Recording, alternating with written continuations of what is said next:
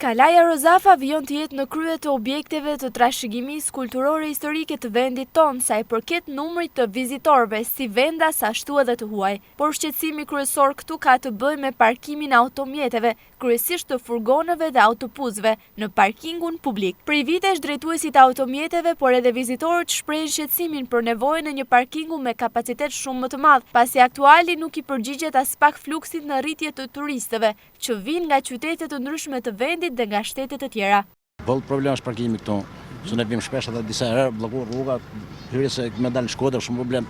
Disa herë kemi ngel me ka 2-3 orë prej parkimit. Nuk jam i zonës, por bashkia i di vetë se si mund ta bëjë zgjedhjen, patjetër se ka zgjidhje kjo punë. Nevojë ka çdo gjë në Shqipëria për atë punë. Varet sa realizohet. Vim nga Erseka.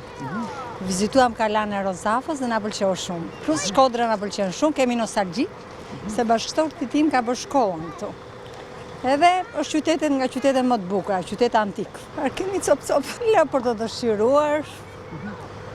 Rruga duhet rregulluar disi një diçka më, duhet tregoj më prioritet, gjithsesi bukur. Parkim, si gjithë parkimet. Me unë gjithë më kam, ishë rrugë një qke largët, po shumë e kënaqshme. Pam dhe Shkodrën që duke shumë bukur nga Kalaja, pam Rozafën, e murosur, u kënaqëm, ngelëm shumë të kënaqur.